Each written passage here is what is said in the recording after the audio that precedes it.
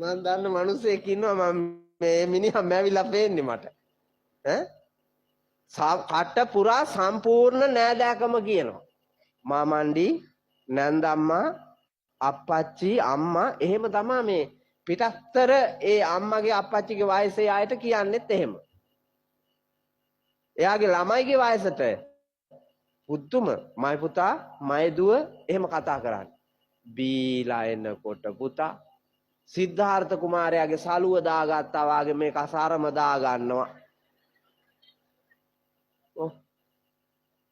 අර සිද්ධාර්ථ කුමාරයාගේ සලුව වාගේ මෙහෙම දා ගන්නවා අසාරම. ආය අම්මු නින්දිත මිනිහා. ජරාම ජරා. ඒ වාගේ සල්ලාල ගතියකින් යුක්තයි. ඒ අක්කන්ඩි පුදුම දුකක් වින්දේ. මම දන්නවා හොඳට. මං කුලියට ගිහිල්ලා තියෙනවා කොල්ලෝ කාලේ ගෙදර. ඒ අක්කන්ඩි බෝසත් ඥාන චරිතයක්. මේ කාලකන්‍යා එක්ක පුදුම කර්මයක් ගෙව්වා මට හොඳට මතකයි. එහෙම පව් මිනිස්සු ඉන්නවා පුතා ලැජ්ජ බය නැහැ. මට මතකයි මේ කොළඹ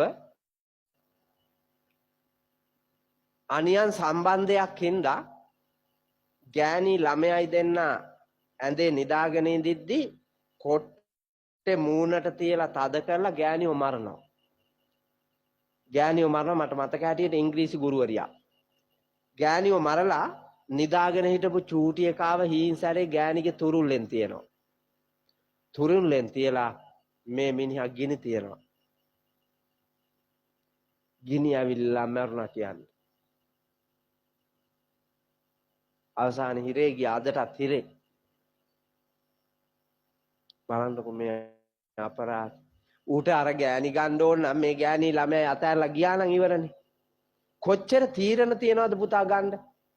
මේ අපරාධේ කරන්නේ නැතුව ලැජ්ජ බය තියනවා නම් පාපයට නරක ආදියට නිත්‍යානුකූලව මේක කරගන්න තිබ්බනේ.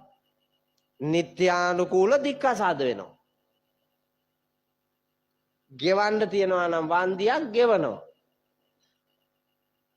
කැමති එක්කෙනා එක දීගෙන යනවා. තහනම් නැහැනේ පුතා. ගැටුමකදී සියදිවි නසා ගන්නවත් කවුරුවත් මරන්නවත් ඕනේ නැහැ. සියදිවි නසා ගත්තොත් Tamanට Taman අහිමි වෙනවා.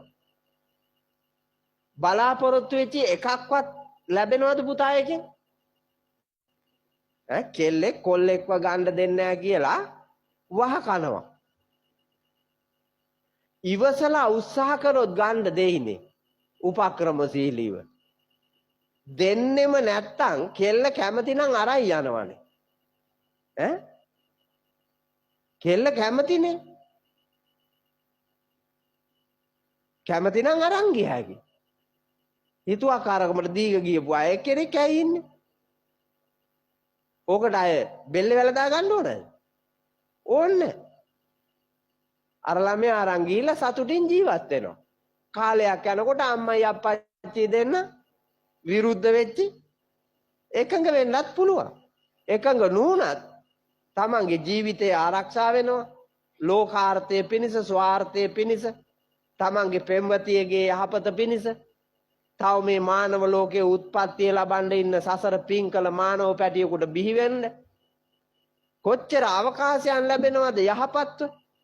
ඒ සියල්ලම තියෙද්දී ලැජ්ජ බය නැතුව තමන්ගේ ජීවිතය පිළිබඳව පෞරුෂයක් නැති හීන දීන පරාජිතයෝ සියදිවි නසා ගන්නවා. තව එකෙක්ව මරනවනේ. මැරුවහම පුතා මැරිච්ච එක වල දානවා, ජීවත් වෙන එක හිරේට යනවා. ඒ විතරක්ද? පවුල් දෙකක් 4 වරිගයක් සම්පූර්ණම විනාශ කරලා දානවා. මිනිස්සු ලැජ්ජ බය ඇතුව ජීවත් වෙන්න ඕන.